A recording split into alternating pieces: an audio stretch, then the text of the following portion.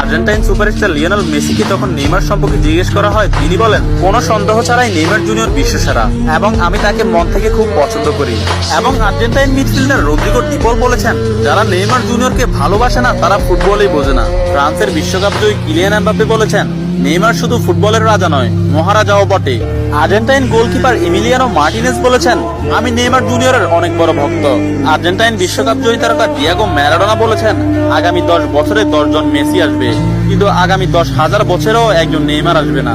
Poland ও Barcelona striker Robert Lewandowski বলেছেন, নেইমারের মতো ফুটবলার জন্ম নিতে হলে আপনাকে 100 বছর অপেক্ষা করতে হবে। তাছাড়া ইংল্যান্ডের প্রিন্স ডেভিড বেকহাম বলেছেন, আজ পর্যন্ত এমন কোন ফুটবলার আমি দেখিনি যার ভেতর নেইমারের মতো ফুটবল আইকিউ আছে, এবং ফুটবলের ক্ষেত্রে কেউই নেইমারের লেভেলের নয়, সে দুর্দান্ত।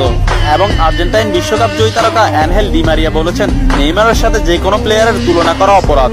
ফ্রান্সের বিশ্বকাপ জয়ী তারকা কারিম বেনজেমা বলেছেন, যারা নেইমারকে নিয়ে সমালোচনা করেন তারা ফুটবল বোঝেন না। ম্যানচেস্টার সিটির কোচ পেপ গার্দিওলা বলেছেন, আমার ক্যারিয়ারে নেইমার মানেই সবকিছু। আমি মাঝে মধ্যে নেইমারের খেলা দেখে আমার দলের উপর সেটা বিস্তার করি।